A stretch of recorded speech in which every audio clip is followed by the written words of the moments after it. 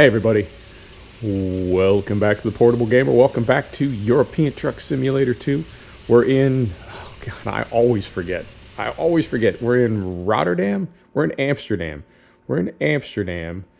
And we are going to pick up a reefer container. A reefer container for our cargo container trailer.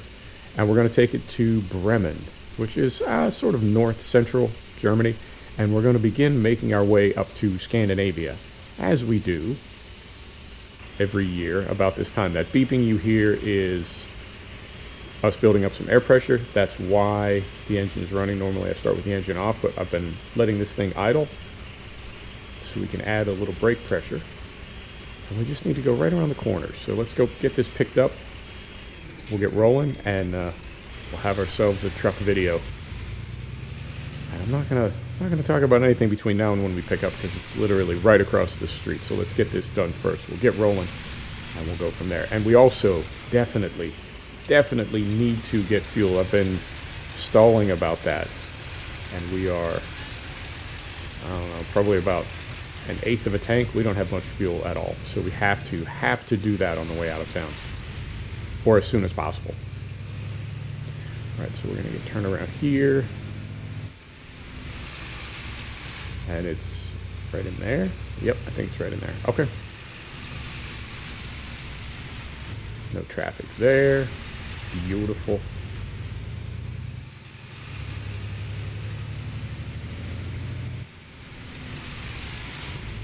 There we go. I've got a cargo container mod running. And when we look, well, you'll see when we go into this menu here, it doesn't have an icon for the type of cargo it is. It's just got kind of a generic green box. And I think it's because they don't have thumbnails. I'll show you what I mean here. So if we look right there. Yep, so we've got this green box that just says reefer container. And I think the mod maker doesn't have thumbnails for all of them. But we'll see when we get picked up what we end up with. So we're going to take the job, and it's right there. So we'll go third person. Brake is off. Put her in gear here, and let's get turned around and backed in.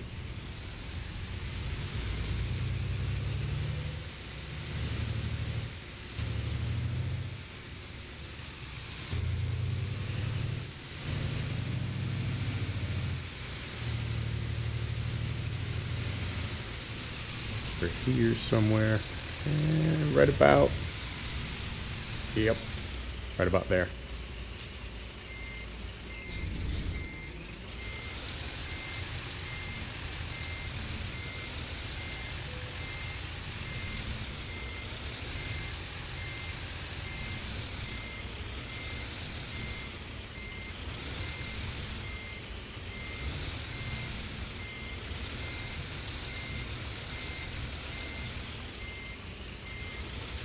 Alright, off to a good start. One swing. That's not always how we start. Neutral. Set the brake. Engine off. Let's get loaded up here and see what this thing looks like after it's on the trailer. I mean, I feel like that's not a base game name. You know, all the base game companies are sort of made up. I feel like that's not a base game name, so I think that is a custom box. It says reefer, but it doesn't have any type of refrigerator unit on it. Interesting. Well, not that big a deal. All right, so we'll get this fired up. Rear lift axle up, front lift axle down. All right, we'll hop back in here. Brake is off. Let's be on our way. And we have to get fuel. I cannot forget that. I will, but I can't. Right, so how's everybody doing? It's Thursday for me. It's Friday for you. And how was your week? How'd your week go? I don't know what is going on anymore. It's not just the COVID. It's everything, man. I feel like the world is turning into a very strange and crazy place. Just trying to hang on. Just trying to make it. So I hope you're doing the same. Hope everything is working out for you as well as can be expected. And as far as gaming, I've been seeing a lot of sort of teasers for Iberia and Colorado. I hope that indicates that SCS is getting closer, and we're pretty close to the end of the year. My bet is 1.39 and those 2 new DLC, and possibly a new truck on the ATS side. That's all going to happen before the first of the year. We will see. And then other than that, man, I try not to make a truck video unless I have something to talk about, unless I got something to say. There has been a ton of content for the games and sims that I'm into, and I'm going to try to get to all of it today as we travel. But there's been a lot. So starting, I guess, from beginning to end, or the earliest to the most recent, we did get some of the preserved DLC, they're calling it, the preserved content for Train Sim World. And I mean, I guess, right? I guess. I did see that you can have it in both sims at the same time. I was under the impression that once you ported it over to Train Sim World 2, it could no longer be used with Train Sim World 2020. That's not the case. I guess it can be hooked up for either. You can switch it back and forth, install it on one, uninstall it on the other, as you prefer.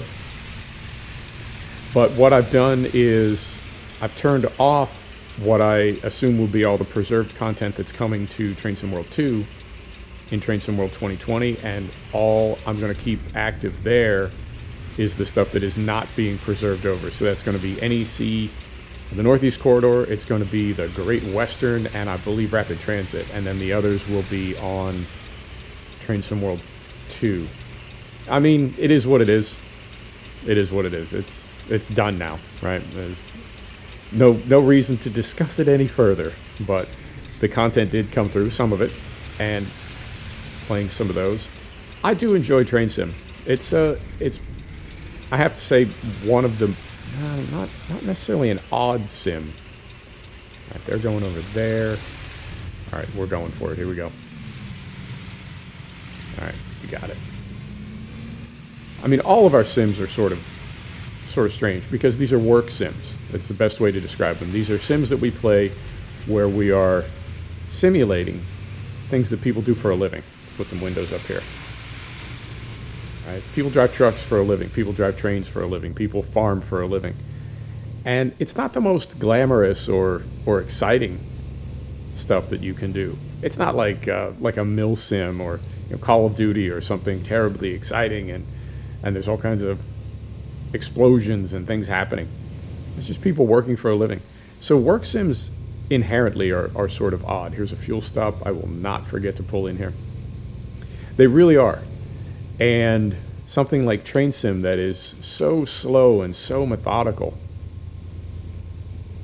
To me, that's one of the more odd work sims that I have. But I really do love it. And I hope that Train Sim World 2 can continue to improve and, be good. Be the train sim that we hope it can be. So that came through. I also saw there was a big update for SnowRunner, concentrating. I saw there was a big update for SnowRunner, and that brought in a new map. And it's a good map. It's challenging. I saw a comment from somebody that the developers had said this is the most difficult map they've ever made. I don't know if that's accurate or not. I'm not saying that comment is not true. I'm just saying I haven't verified it independently. But it's a difficult map. It definitely is. And what I did is I stopped trying to play SnowRunner like a sim and just play it like a video game. And when I did that, it became a lot more fun. I feel like I'm not torturing myself anymore. Because the last few sessions that I had before this DLC dropped, the last few sessions were frankly kind of frustrating. It can be a very difficult game. Game, I say, not sim. It can be a very difficult game, and if you try to play it like a sim, I feel like you're just asking for trouble, making yourself crazy. So it was fun, when I just try to relax a little bit, enjoy yourself.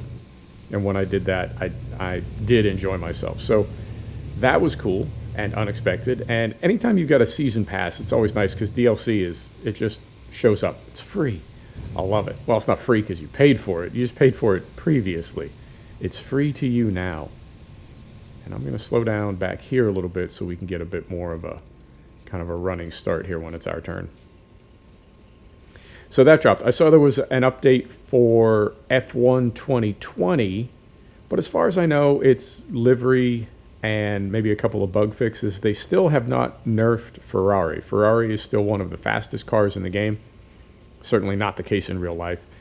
And the excuses that Codemaster is using, they're beginning to seem like excuses. They're beginning to seem like, that doesn't make sense. It's not that difficult to BOP a car. They do it in a lot of patches. They do it all year long.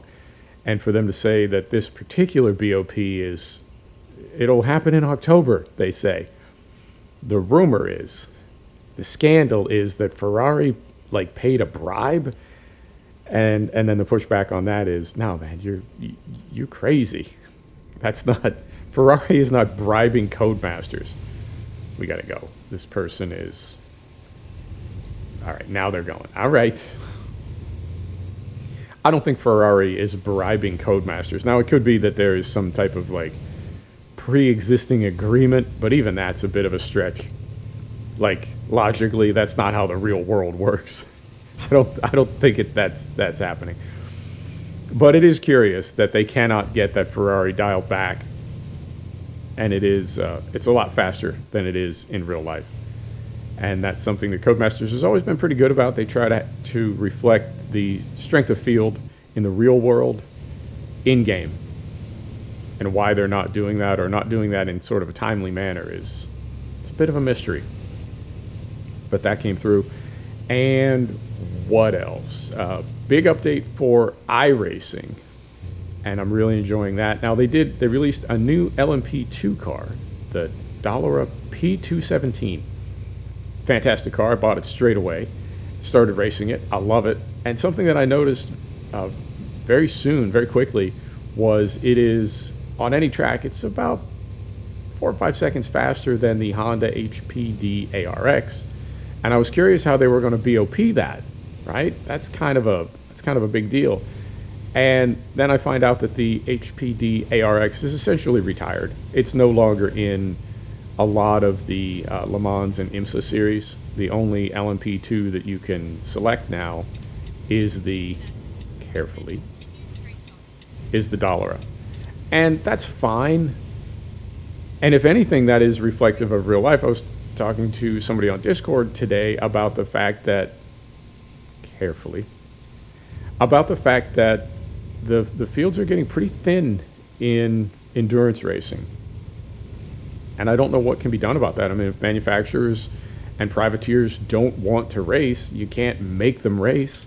But it is getting kind of thin. So if anything, that is accurate. But I'm not a fan of spec racing and having one car available in LMP2. I mean, I know we had one car available in LMP2 for the longest time in iRacing. And now we continue to have one LMP2 car available. But I still would like to see a little bit more variety in there.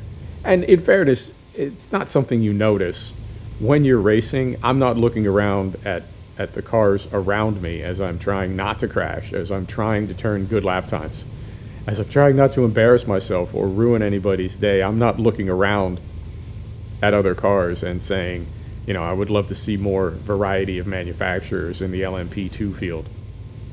You don't really notice that at the moment. But just as a concept, I guess, I would love to see more variety. Although, again, in fairness, there are a lot of almost single manufacturer classes in racing. And that's just the way it is. So that is very cool. And I've been, iRacing is, I really love iRacing. And I love the fact that it is, there's no other rush, there's no other buzz in gaming like you get from PvP. There's just nothing like it. I mean, I can play Division 2 all day and not get nearly the same adrenaline that I got playing Escape from Tarkov. Escape from Tarkov, there were sessions where I literally felt like I was going to go into cardiac arrest. My heart was beating so hard and so fast because it's that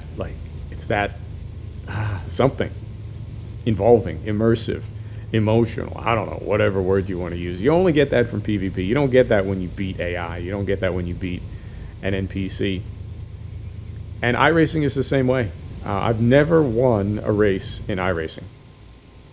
I've finished top 3, I've finished top 5, but I've never won a race.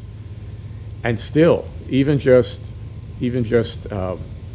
real close racing after an hour, real close racing for 5th or for 10th or anything toward the end of a race, knowing that, we're both really pushing, we both really want this position.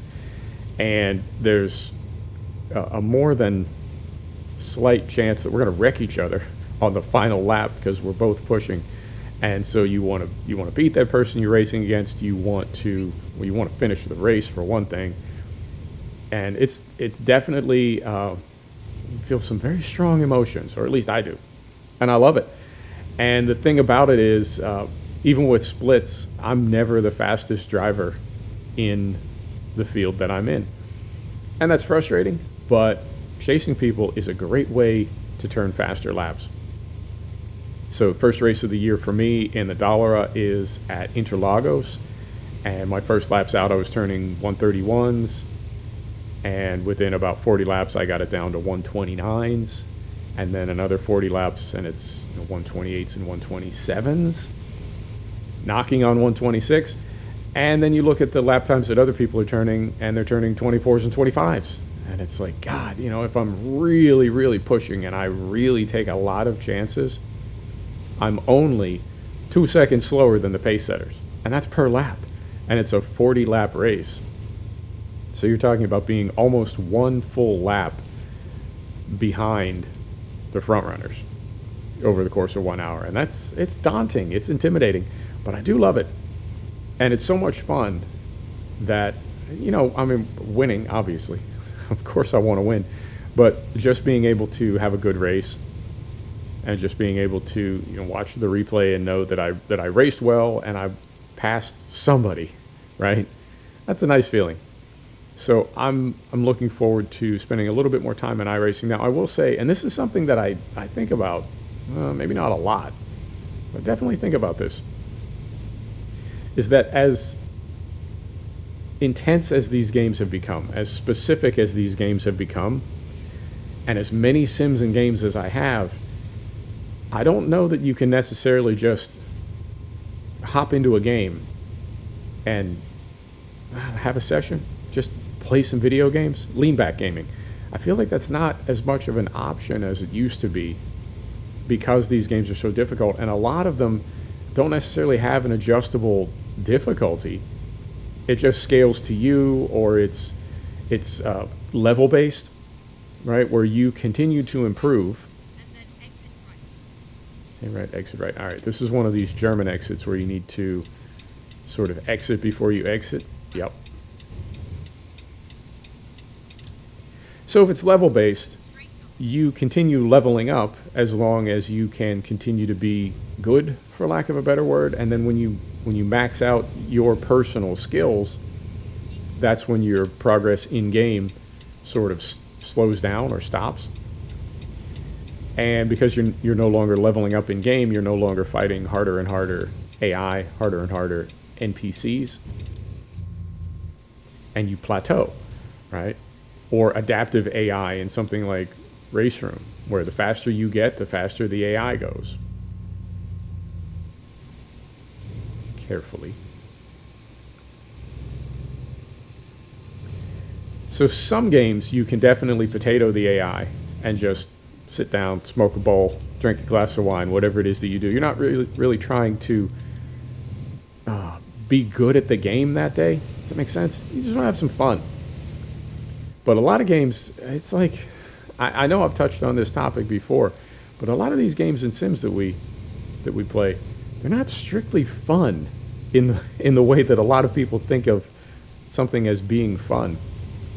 They're very challenging. They can be very frustrating. And I don't know that you can really play them at not even the highest level. But it's difficult to play them at all sometimes unless you're willing to make a significant commitment of time and effort. And I know every developer wants you to only play their game, right? They would love that if you just played their game, and anytime a DLC came out for their game, you immediately bought it, right? Well, I do that, but I do it with like 20 different titles. Any DLC drops, I immediately buy it. Any new title in a franchise drops, I immediately buy it. But there's a limit to it, and something like MotoGP. I really played a lot of MotoGP. I guess the fat part of the summer, the earlier part of the summer, I was playing a lot of MotoGP. I backed off it a little bit, and I hopped back in it after having not played it for maybe 2 or 3 weeks, and was just absolutely struggling. Right? I hadn't made any changes to the difficulty setting. I just hopped back in, but I've been spending a lot of time in other race sims and other driving sims, and it took me probably an hour or two to even become like competent again, and then another hour after that to become competitive again. So I think for me, the idea that you just sit down, in my case, sit down at the PC, sit down at the console, whatever it is that you play on, that you just sit down and, all right, let me decide what game or sim I want to play today. But it's not necessarily easy to just pick one that you haven't played for a while, hop into it, and immediately start doing well. I know some people can do that. Props to you. Some people have that alien gene, and they can just pick up any video game, doesn't matter how long they've been away from it, and immediately, you know what I mean, start killing it. But that's not me. It takes me a little time to cycle back through my muscle memory and skill set. So for something like iRacing, you know, as much as I love other racing sims, Assetto Corsa, Competizione, and even Project Cars 2, I have to be careful when I'm spending time in iRacing. I feel like it's not just the platform, right? It's not just the service. Only play in iRacing. But over and above that, I feel like you just want to stick with one car in iRacing. Because if you bounce around a lot, again, this is me specifically, maybe different for you. Your mileage may vary. But for me, if I spend a lot of time outside of the car that I'm going to be racing in, I find I'm just not as good. I'm not as crisp. And like I said earlier, I'm not that good to begin with. But if I spread my attention around, then worse still. So that's an interesting, I guess, phenomena to observe in your gaming, or at least in my gaming, that the games that we play are so comprehensive and so immersive that being away from them even for a couple of weeks can sort of wreck your skill set. So nice to be back in iRacing, nice to have that new content to sort of entice me back in and really kind of spark that fire and make me really want to spend a lot of time in iRacing. So that is cool. New car pack for Race Room, and you know, I made a video for it. This is the DTM, carefully, DTM 2020 pack. I made a video for it, and it did well as far as views, but it's got 2 downvotes and no upvotes. And you know, as a YouTuber, you're supposed to pretend you don't care about that stuff. You hear that all the time. Oh, I don't care about downvotes. Hey, thanks for the view. I'm supposed to pretend I don't care about that stuff, but I do. And I mean, on a personal level, it's like, oh, come on, man. Don't downvote my video. But on a practical level, it's like, okay, but what don't you like about it? I need to know that so I can continue to improve. So I have no idea. I don't know whether it's, you know, they don't like the DTM pack. I don't know if it's they don't like the way that I made the video. They don't like the way that I drive. I don't know if they just don't like racing on the channel. They prefer more farming. I have no idea. I get a random downvote like that, and there's no follow-up comment. Like, it would be better if you did this. So for me, it's just a downvote. But I did make a video for those cars. I like them. They're really hard to drive, but I feel like everything in Race Room is hard to drive. It's a really, I don't know if it's realistic or not. I just know the cars are really kind of slippery and they really like to get away from you. But I have had a great time driving those cars, and it actually got me watching DTM. That's how into it I am, and I've been enjoying watching DTM as well, so that is cool. And I think next thing I'm looking forward to is Ride 4, which is releasing early October. And then after that, Dirt 5, early November. I may or may not get that. It looks like just kind of a silly, fun video game. Doesn't look like a sim. So I don't know if I'm going to get that. And then I also just saw early December, which is an odd time to release a game, but whatever. Early December, we're going to have MXGP 20. And for anybody who was wondering, are we going to have an MXGP game this year from Milestone? The answer is yes. MXGP 20 is December 10th, I think.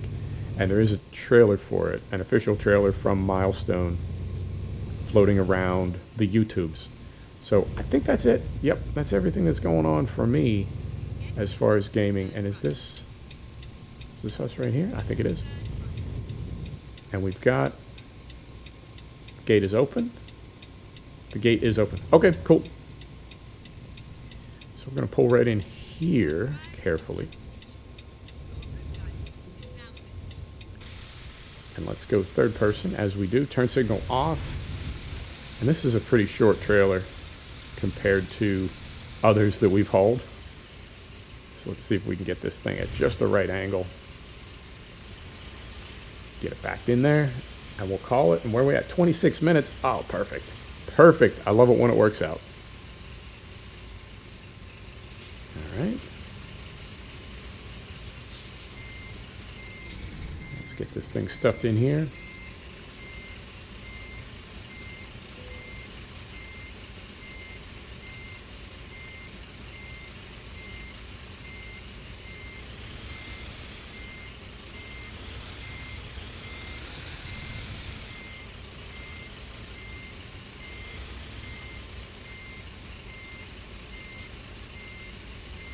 Concentrating.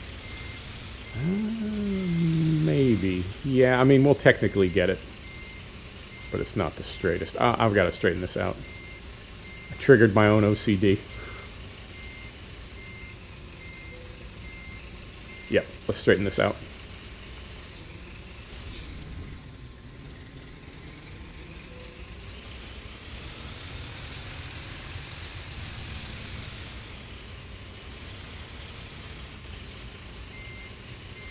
Right.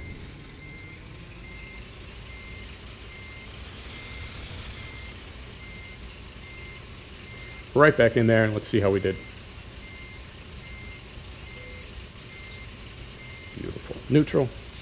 Set the brake. Engine is off. All right. How'd we do? On time, we got no tickets. We took no damage. Beautiful. We only made $3,000, but I'll take it. There you have it. Thanks for stopping back to check out The Portable Gamer. Thanks for joining us for another episode of European Truck Simulator 2. We'll see you next time. Take care now.